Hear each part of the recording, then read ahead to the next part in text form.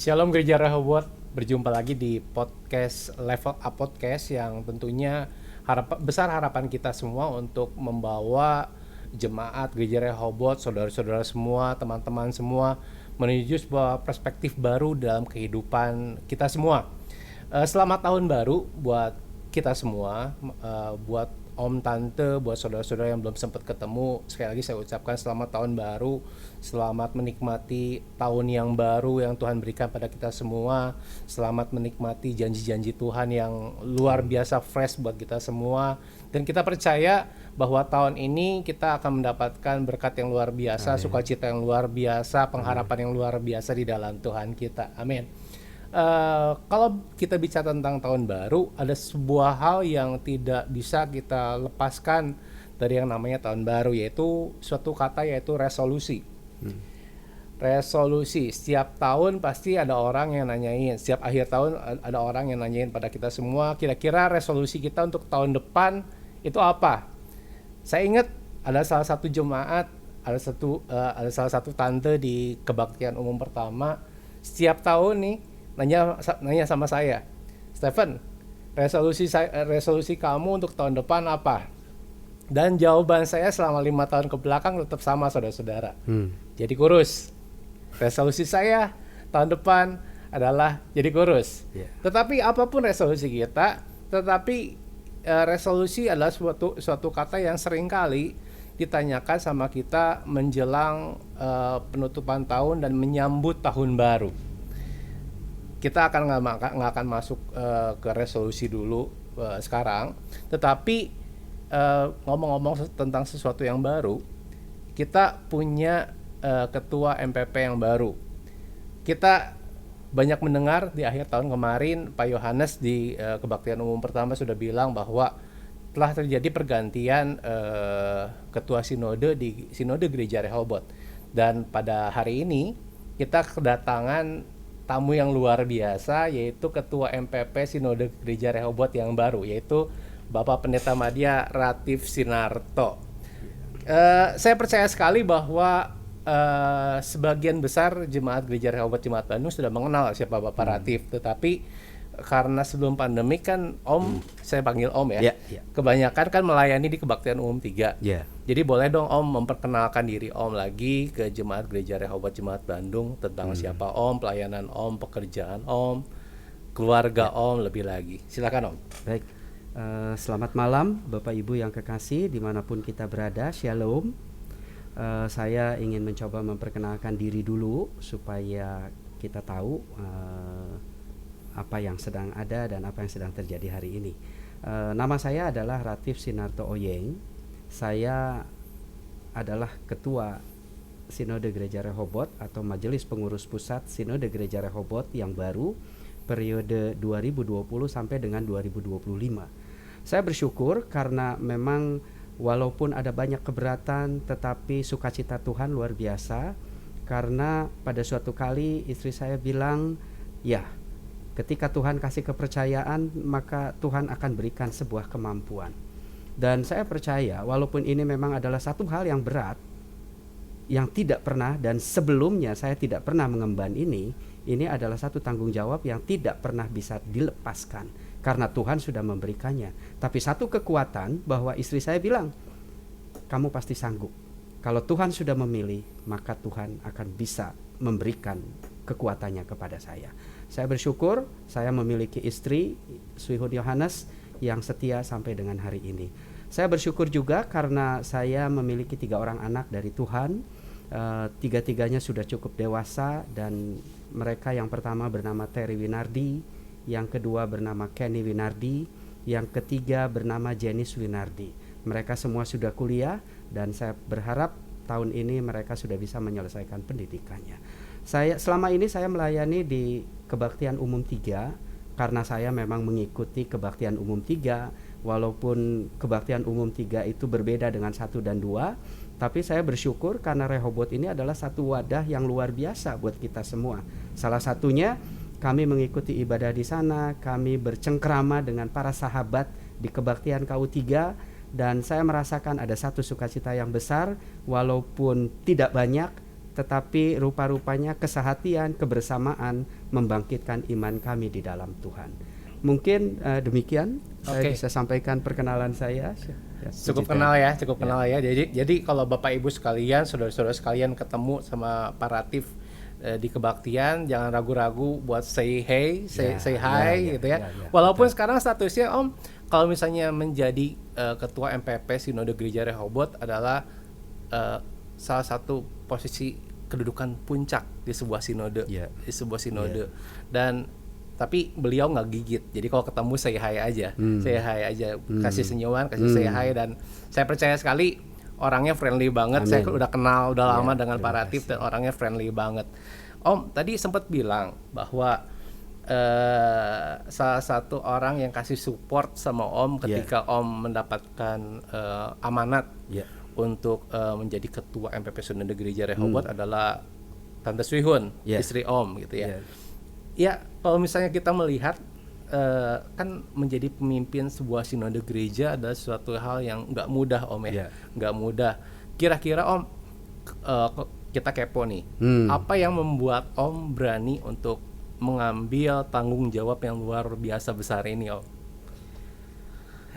Satu hal yang memang saya tidak pernah terfikir, karena beberapa waktu sebelumnya saya baru dipilih menjadi ketua Majelis Pengurus Wilayah Jawa Barat, DKI Jakarta, Banten, dan Batam.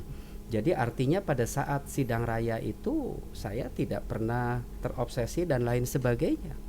Tapi saya pikir ada satu hal yang penting untuk kita tetap simaki di dalam kehidupan kita masing-masing.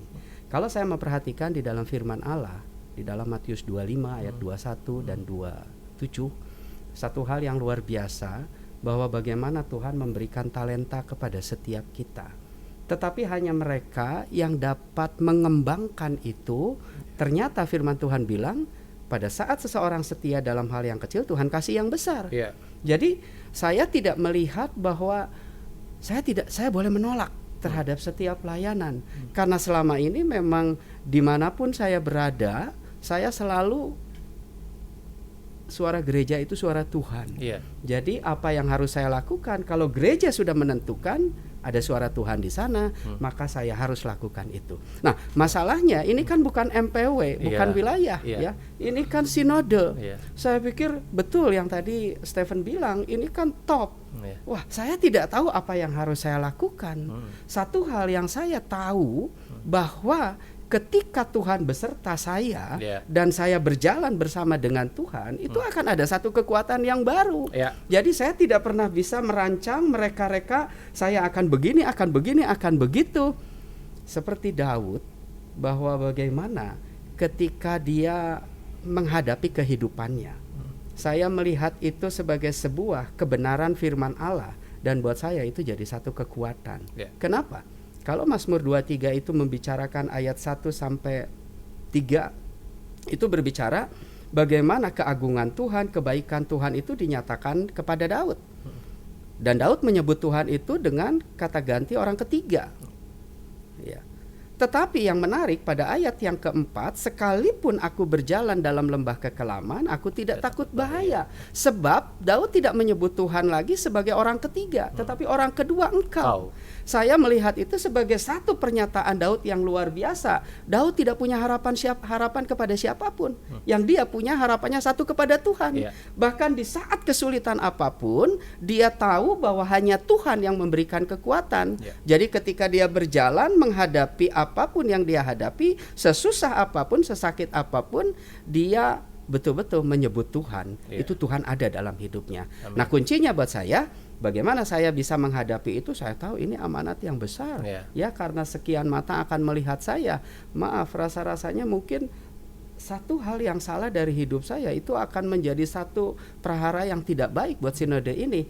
Tapi saya percaya, seperti Daud berjalan bersama dengan Tuhan, saya pun juga ingin berjalan bersama dengan Tuhan. Sebab ketika saya berjalan bersama dengan Tuhan, maka Tuhan yang akan memberi kekuatan kepada saya. Amin.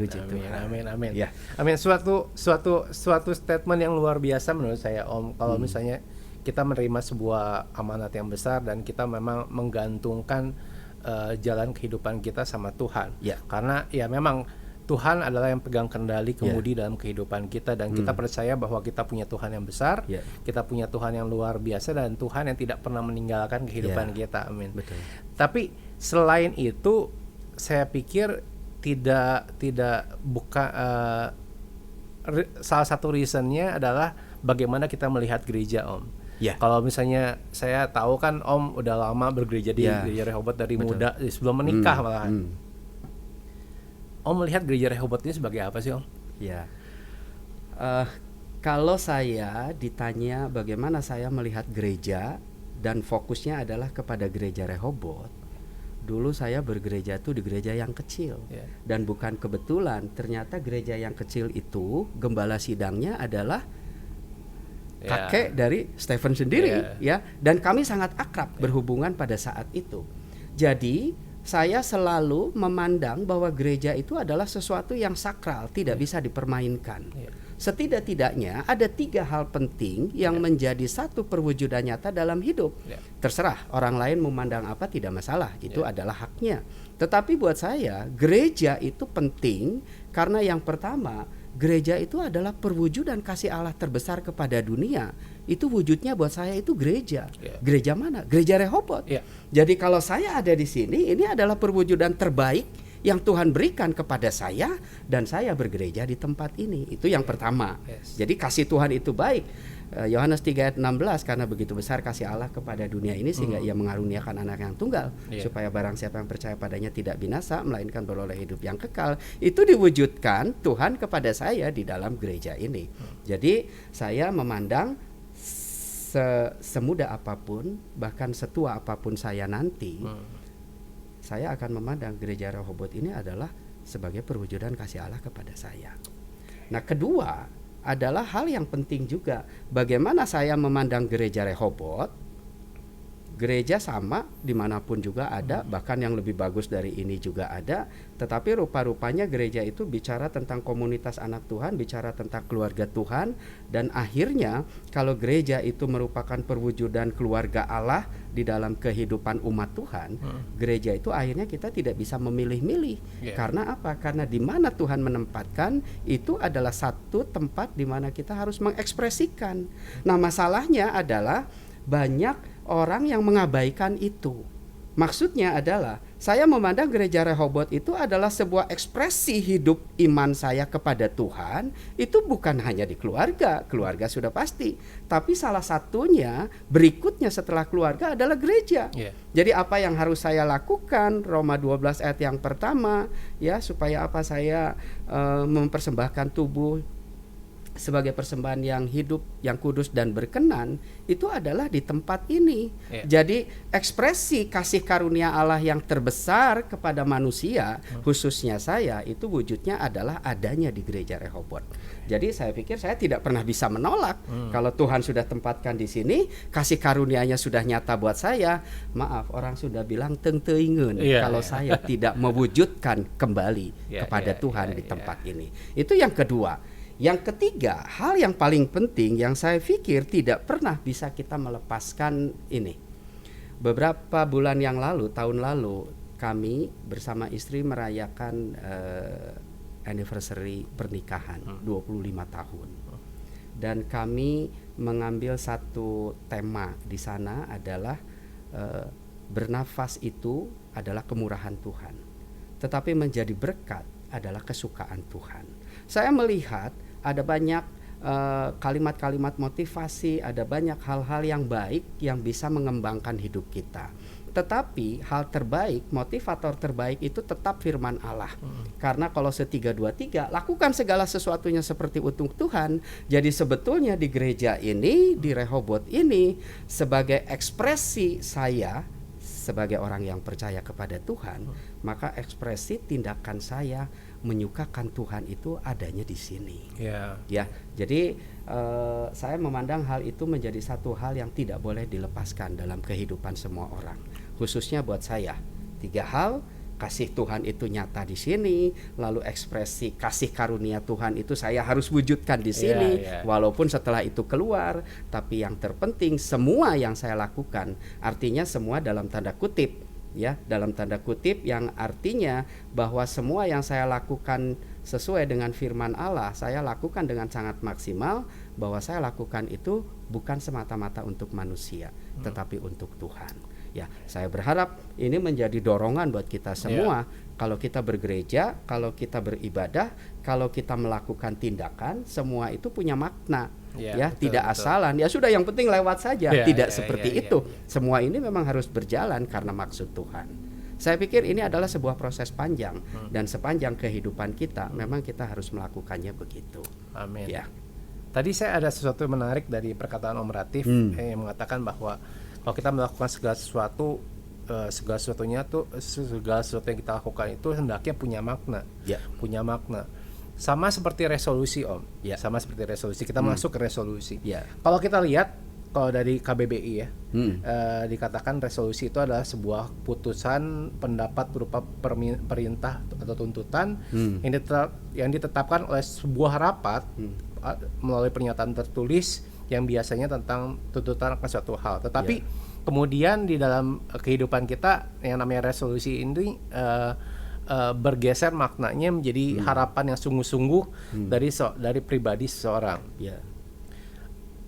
Saya percaya sekali harapan yang sungguh-sungguh dari pribadi seseorang itu haruslah sesuatu yang mempunyai makna bagi kehidupannya dia. Sama seperti saya ditanya sama salah satu jemaat, selama 5 tahun jawaban saya adalah saya ingin lebih kurus, dalam artian saya pengen lebih sehat. Karena menurut saya tubuh yang telah Tuhan berikan adalah sebuah wujud tanggung jawab saya untuk memberikan makna lebih bagi kehidupan saya. Dan saya percaya juga yang namanya harapan adalah sesuatu yang penting, Om. Harapan adalah sesuatu yang penting karena di Roma 12 ayat 11 dikatakan ada hal yang menarik, bersukacitalah dalam pengharapan, bersabar dalam kesesakan, dan bertekunlah dalam doa. Menarik karena di dalam pengharapan itu ada sukacita. Pengharapan itu ada sukacita. Di dalam pengharapan itu kita bisa melihat sesuatu yang besar di hadapan kita. Sebagai ketua MPP yang baru, Om, bagaimana Om memaknai kedudukan Om saat ini? Bagaimana Om bisa melihat pengharapan yang Tuhan berikan pada kehidupan Om, dan bagaimana harapan Om sendiri terhadap gereja Rehoboth di kedepannya? Ya, terima kasih, pertanyaan yang luar biasa buat saya, karena memang ini sampai ke akar permasalahan kehidupan kerohanian kita. Saya mengapresiasi semua jawaban atau semua kata-kata yang diucapkan oleh semua orang sehubungan dengan resolusi, juga sehubungan dengan kehidupan mereka di dalam kehidupan kekristenan mereka. Jadi mereka boleh mengatakan apa saja. Jadi sebetulnya tidak ada visi yang jelek, tidak ada tema yang jelek, semua itu sangat baik. Nah, saya ingin ngambil dari satu pendekatan. Pendekatannya begini, kalau kita mengambil pendekatan itu adalah sebatas pemikiran kita akan bisa mencapai itu sebatas waktu yang memang kita mencapai itu. Jadi ada limit waktu. Nah, tetapi saya lebih melihat lagi bahwa di dalam kehidupan kita selalu terjadi pembiasan. Pembiasannya apa? Bahwa bisa saja kita mencapai atau menuju kepada satu visi, tetapi pada saat itu dilakukan ada hal-hal yang membiaskan kita. Karena visi itu ditempatkan sebagai perwujudan dari harapan manusia. Ya, tidak ada yang salah, ya. Tapi saya ingin mencoba mengembangkan ini sebagai satu produk Allah. Produk Allah itu apa? Kembali kepada firman Allah. Nah, saya selalu menempatkan bagaimana pengharapan yang utama orang yang percaya itu adalah keselamatan di dalam Tuhan Yesus. Sebab tanpa itu semua, sekalipun kita bisa memiliki dunia ini, apa artinya kalau jiwanya binasa? Firman Tuhan mengatakan demikian. Jadi saya selalu ingin menempatkan bahwa visi atau harapan itu adalah harapan Tuhan di dalam kehidupan saya, di dalam kehidupan kita. Nah, saya sebagai ketua sinode, kemarin saya menempatkan sebuah visi untuk sinode ini adalah menjadi sinode yang memuliakan Allah. Yesaya 43 ayat yang ke-7, umatku yang kuciptakan dan kujadikan untuk kemuliaanku. Pada hakikatnya siapapun kita yang berada di muka bumi ini, apapun tugas kita, apapun tanggung jawab kita, seharusnya menjadi kemuliaan Allah dimanapun kita berada atas apa yang kita perbuat, itu menjadi sebuah sasaran yang tidak boleh tidak ada. Semuanya itu harus ada. Nah, saya menyebutnya itu dalam bahasa firman, apa yang harus saya lakukan adalah sebuah kesalehan. Kesalehan itu bukan satu titik, tapi satu garis panjang kehidupan kita dimanapun kita berada. Jadi sejak kita percaya kepada Tuhan sampai pada akhirnya, itu adalah sebuah rentang waktu kesalehan. Dan kesalehan itu akan berbuah kemuliaan Tuhan. Sebab ketika Tuhan datang untuk yang kedua kali, Dia akan menjemput saleh-salehnya. Jadi bagaimana saya mengapresiasi untuk perkembangan, untuk harapan ke depan, keselamatan Tuhan sudah berikan kepada kita. Tetapi rupa-rupanya apa yang harus kita lakukan hari ini ke depan, ini masih sebuah proses panjang. Dan apa yang saya harapkan, mari semua, siapapun kita yang berada dalam sinode ini, ya hamba Tuhan atau jemaat Tuhan dimanapun kita berada, mari kita maju, mari kita menuju kemuliaan Tuhan. Karena pada hakikatnya kita yang seharusnya sudah mati, Tuhan sudah tempatkan kembali kepada tempat yang sepatutnya menjadi alat kemuliaan Tuhan. Ya, saya berharap ini menjadi satu sen kuat buat kita. Siapapun kita, serendah apapun tanggung jawab kita atau setinggi apapun tanggung jawab kita, semua sama di hadapan Tuhan. Kita harus mengembangkan menjadi kemuliaan Tuhan dimanapun kita berada. Amin. Ya. Dan Bapak Ibu semua, saudara-saudara yang dengar sudah mendengar ya apa yang menjadi hati seorang ketua sinode, apa yang menjadi harapan seorang ketua sinode akan jemaat gereja Rehoboth secara umum dan keseluruhan. Dan saya percaya sekali Om, dari sebuah harapan yang paling penting adalah bagaimana itu dilakukan ya Om ya. Bagaimana itu dilakukan. Kalau tadi saya cerita udah 5 tahun nih tante itu nanya ke saya, Stephen, resolusi kamu tahun depan apa? Jadi kurus tante. 5 tahun sampai dia bosen mungkin nanya ke saya gitu ya. Tetapi satu hal yang saya miss dari pertanyaan itu adalah ketika saya ngomong harapan saya tidak melakukan sesuatu untuk membuat diri saya sehat gitu ya. Dan saya percaya Om, yang namanya harapan itu erat hubungannya dengan yang namanya bagaimana kita mengerjakan harapan itu. Bagaimana kita bisa melakukan harapan itu. Karena kalau kita lihat di Ibrani 6 ayat 10 sampai 11, saya akan bacakan ya. Pengharapan menghasilkan sesuatu yang diharapkan apabila dikerjakan dengan sungguh-sungguh karena Tuhan setia dan adil. Setia dan adil. Dan saya pengen Om mengencourage bagaimana Om menyemangati jemaat gereja Rehoboth. Kita tahu dari akhir 2019 sampai saat ini dunia telah mengalami sebuah pandemik yang luar biasa. Mungkin harapan hanya sekedar harapan, sesuatu yang diungkapkan saja, sesuatu yang diucapkan saja sebagai sesuatu yang biasanya tahun baru pasti ada harapan baru. Tetapi saya sebagai jemaat gereja Rehoboth, saya minta Om encourage kami bahwa tidak sekedar harapan, tetapi harapan itu merupakan sesuatu yang luar biasa di dalam Tuhan apabila kita melakukannya. Satu hal yang luar biasa bahwa memang memberikan sebuah apresiasi positif kepada setiap orang itu adalah hal yang mutlak. Karena firman Allah mengatakan hendaklah yang satu menganggap yang lain lebih utama. Ini yang berbeda dengan komunitas-komunitas lain. Seringkali dalam komunitas lain saya yang lebih utama, saya yang lebih nomor satu, sehingga yang lain menjadi terbengkalai gitu. Nah, di gereja, di dalam rumah Tuhan itu tidak demikian seharusnya terjadi. Karena saya memandang siapapun yang ada di dalam gereja Tuhan itu adalah hal yang penting, adalah pribadi yang penting, entah itu sudah lanjut usia atau entah mungkin mendekati kedewasaan atau mungkin anak muda. Saya pikir semua sudah punya bagiannya masing-masing. Hanya kadang-kadang manusia mencuri-curi itu sehingga tempat itu menjadi terkacaukan. Ya, karena apa? Karena tindakan yang kita lakukan.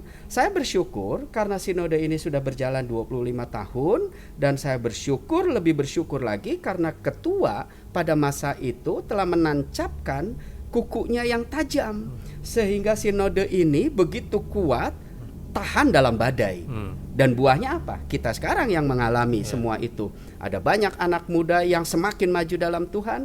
Seangkatan saya, bahkan di bawah angkatan saya, ada banyak anak muda yang mengambil keputusan untuk melayani Tuhan. Saya pikir ini adalah satu hal yang luar biasa. Nah, hal yang penting yang saya ingin sampaikan di sini adalah pengurus MPP yang baru itu adalah pengurus transisi. Karena yang tua itu sudah ditempatkan pada tempat yang sepatutnya, tetapi pada pengurus-pengurus yang baru ini adalah pengurus yang muda. Walaupun sebetulnya yang muda itu yang bagaimana? Saya yang muda ya, karena yang tua sudah ada di sana gitu. Tetapi saya yang muda ini sekarang tahun ini saya akan pensiun dalam satu pekerjaan tertentu. Artinya saya juga sudah tidak muda lagi. Begitu cepat waktu berlalu, kalau kita mengabaikan waktu ini, kita akan kehilangan momen yang sangat berharga. Saya hanya berpikir satu hal sebagai ketua sinode.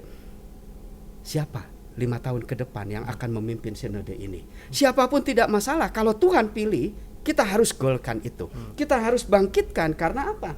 Karena pemilihan itu pasti akan berlanjut kepada yang lebih muda. Artinya memberikan kesempatan kepada yang lebih muda itu adalah satu hal yang mutlak. Dan dalam kepengurusan sinode yang baru ini memang ada banyak anak muda. Jadi buat anak muda jangan pernah mundur, karena kehadiran, keberadaan saudara-saudara semua yang muda itu kami tunggu. Untuk apa? Untuk memajukan satu komunitas gereja Tuhan di dalam sinode gereja Rehoboth ini. Nah, lalu apa yang terjadi? Bapak Ibu, kalau kita memperhatikan bahwa sinode kita ini sedang berproses, ya, proses ini pasti tidak mudah, karena entah dari dalam atau entah dari luar, atau mungkin semangat saya sendiri yang bisa menjadi ciut. Tapi jangan pernah kecil hati, karena apa? Matius 28 ayat 20 mengatakan, sampai akhir zaman Tuhan menyertai kita. Jadi artinya Tuhan menyertai saya, karena itu janji Tuhan. Janji Tuhan itu adalah ya dan amin. Dan firman Allah itu adalah kebenaran buat saya. Artinya apa? Kebenaran itu akan bicara kebenaran. Saya mungkin bisa salah, tetapi firman Allah tidak bisa salah. Karenanya apa yang harus menjadi dorongan buat kita, firman Allah itu akan mendorong kita semua, siapapun, yang muda, yang tua. Saya bersyukur karena baru saja tadi saya berkomunikasi dengan seorang hamba Tuhan yang sudah boleh dibilang sudah cukup ada usia, tetapi ternyata dorongan, kekuatan, semangat itu bisa menjadi satu, terkolaborasi jadi satu. Sebetulnya masalahnya hanya satu, mau nggak kita kolaborasi dengan semua kekuatan? Artinya kalau saya yang muda, maaf ya, yang tua mundur. Bukan itu. Semua harus jadi satu kekuatan yang menunjang. Supaya apa? Supaya tidak ada celah iblis mengganggu komunitas kita untuk kemajuan kita ke depan. Hal yang paling penting adalah bahwa Tuhan sedang mengerjakan sesuatu yang baru buat sinode ini. Artinya kalau Tuhan sedang mengerjakan sesuatu yang baru, Yesaya 60 ayat yang pertama itu menyebutkan bahwa ini adalah waktunya bangkit menjadi teranglah, kemuliaan Tuhan akan datang atas kita. Ya, tinggal bagaimana kita menanggapinya. Kalau kita hanya berleha-leha, kita tidak menanggapi dengan serius, semua akan berlalu tanpa arti.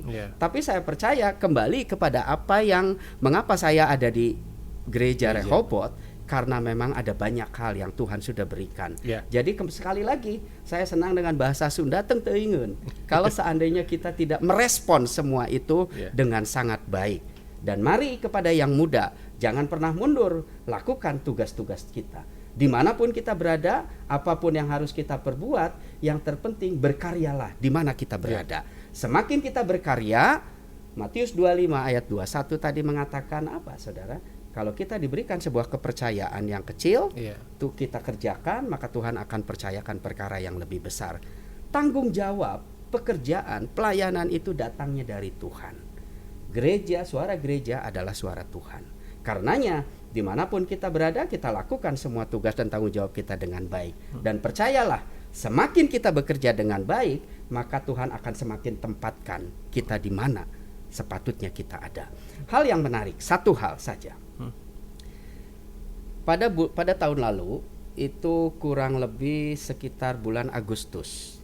Jadi bulan Agustus menjelang Agustus tahun sekarang 2021 saya akan menghadapi pensiun di salah satu kantor. 1 tahun masih panjang. Tetapi saya pikir saya sudah bicara dengan istri, karena apa? karena kita harus lakukan ini, tidak bisa memaksa.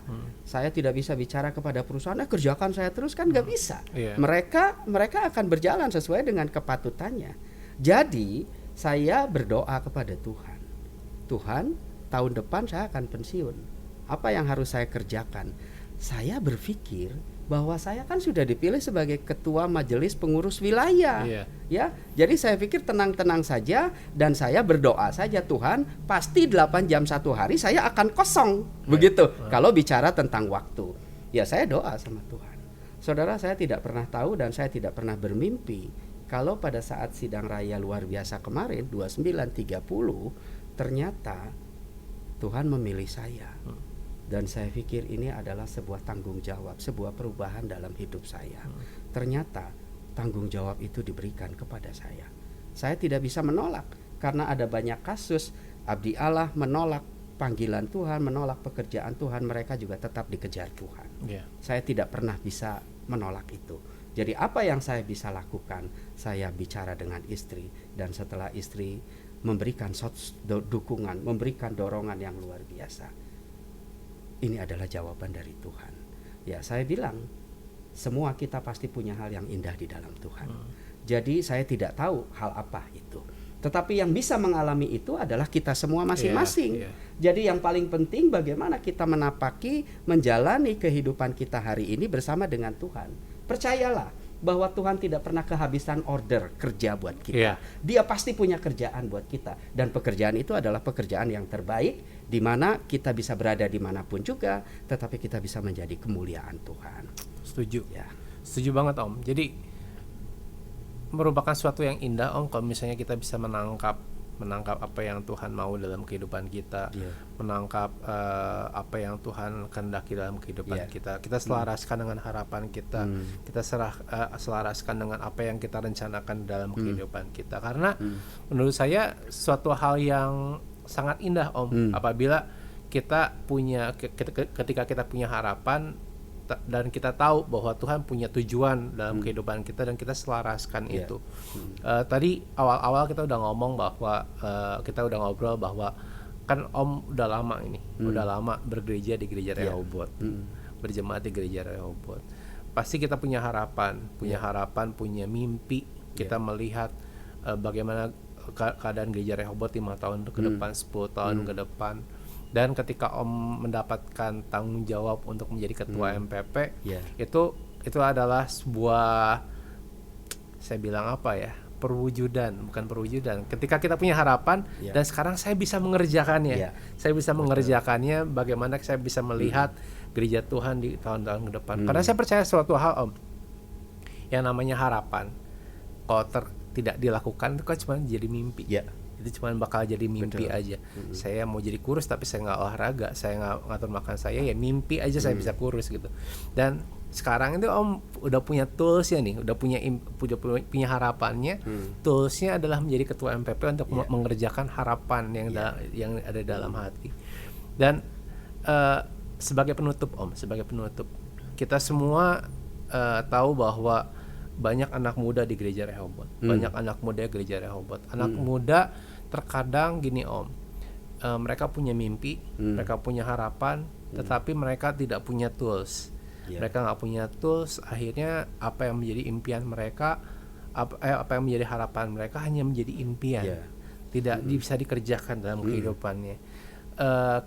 Saya mau Om kasih encourage buat anak-anak muda untuk bangkit, bahwa kehidupan mereka, walaupun mereka menganggap mereka nggak punya tools dalam kehidupan mereka untuk mengerjakan harapan mereka, mereka bisa mengerjakan harapan mereka karena saya yakin dan percaya bahwa Tuhan ada bersama dengan mereka dan mereka bisa melakukan sesuatu untuk kehidupan mereka, keluarga mereka, dan terlebih lagi untuk gereja Tuhan di tempat ini.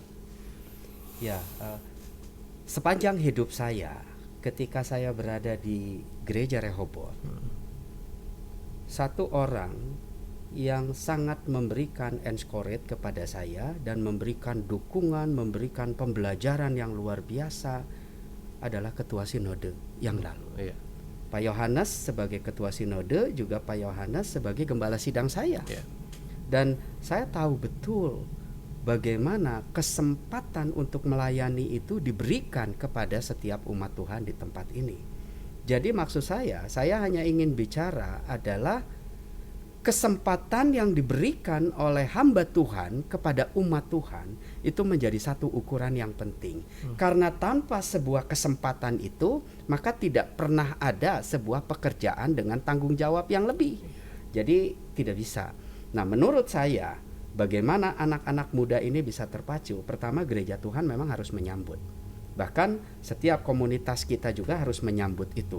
Artinya memberikan kesempatan kepada semua. Nggak apa-apa, sebanyak-banyaknya, sebab ketika semua itu sudah semakin lebar, Tuhan sendiri yang akan memperlebarnya. Jadi artinya jangan kita berpikir ya sudah sekarang sebegini aja dulu. Enggak. Kalau memang kita harus mengembangkan dan sumber daya itu ada, terutama adalah anak-anak yang muda, kembangkan itu. Sebab ketika kita sudah mempersiapkan semua itu, Tuhan sendiri yang akan hadir untuk memperlengkapi kita. Sehingga pengerja-pengerja ini menjadi pengerja yang luar biasa, bisa ditempatkan. Nah, saya berharap setiap anak muda jangan pernah merasa kecil hati. Dimanapun kita berada, khususnya di dalam sinode Rehobot, khususnya di dalam gereja Rehobot, di gereja lokal manapun, mari kita kembangkan terus. Karena kepercayaan Tuhan kepada saudara, kepada kita anak muda, itu menjadi ukuran yang penting.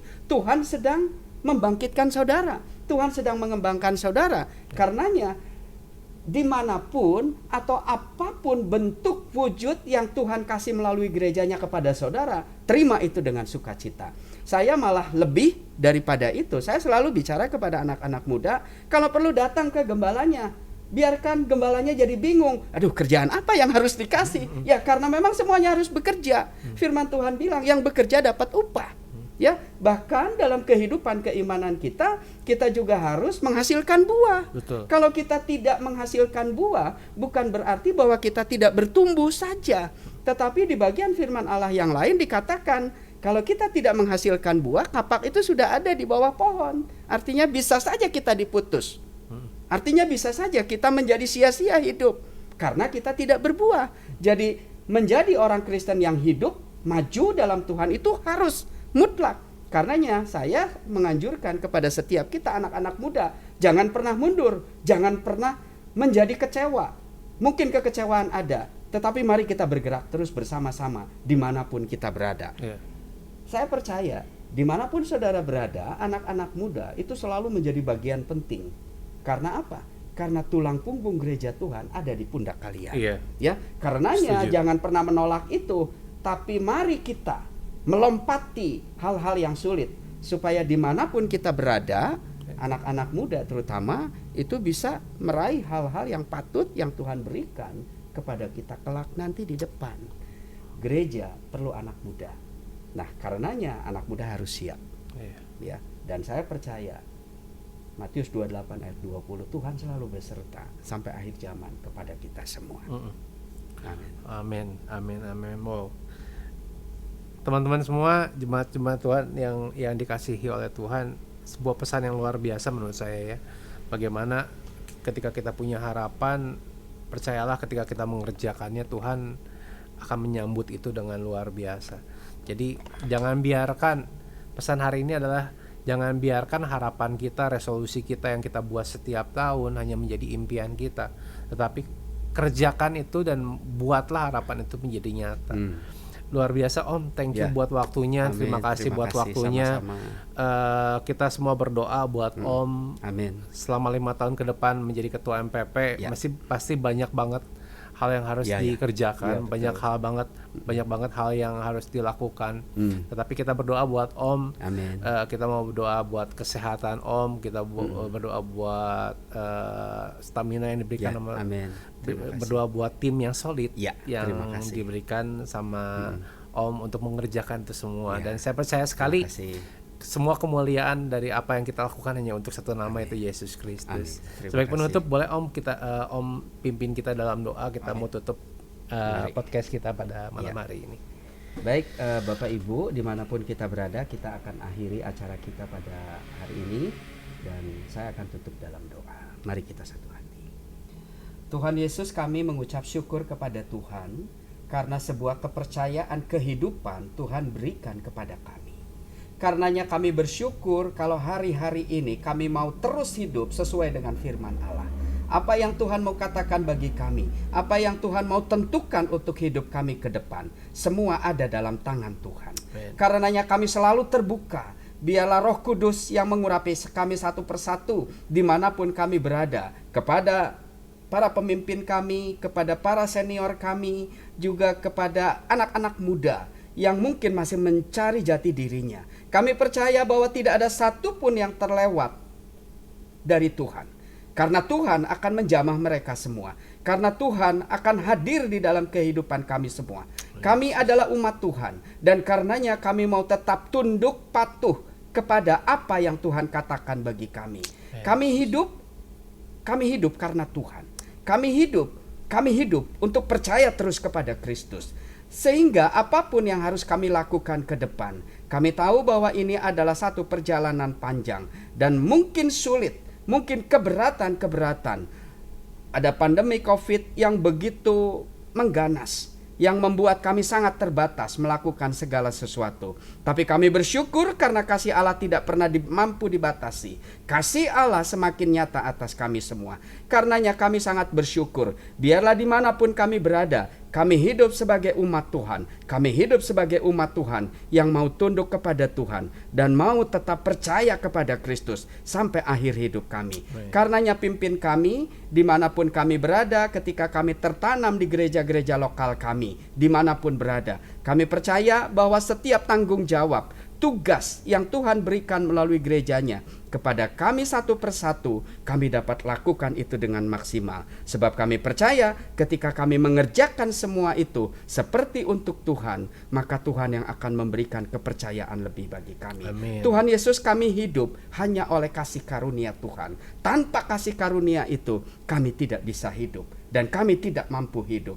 Kami tidak mampu melakukan apa-apa. Karenanya kami mau kembali kepada kasih karunia Tuhan itu. Kalau Tuhan sudah baik kepada kami, kalau Tuhan sudah menyelamatkan kami, kalau Tuhan sudah membangkitkan kami dari kehidupan dosa kepada kehidupan terang, hari ini Tuhan Yesus, kami mau semakin hidup bagi Tuhan. Dan kami mau terus hidup untuk kemuliaan Tuhan. Apapun yang menjadi tugas dan tanggung jawab kami ke depan, kami dapat lakukan dengan penuh kesadaran dan tanggung jawab bahwa semua itu adalah kepercayaan yang Tuhan berikan bagi kami. Ajarlah untuk kami dapat melakukan kebaikan-kebaikan karena Tuhan sudah baik bagi kami, sehingga tidak ada alasan kami tidak dapat melakukan semuanya itu karena Tuhan tetap beserta kami, karena Tuhan sudah memberikannya bagi kami. Terima kasih Tuhan Yesus untuk acara yang singkat ini, juga untuk sidang jemaat dimanapun berada.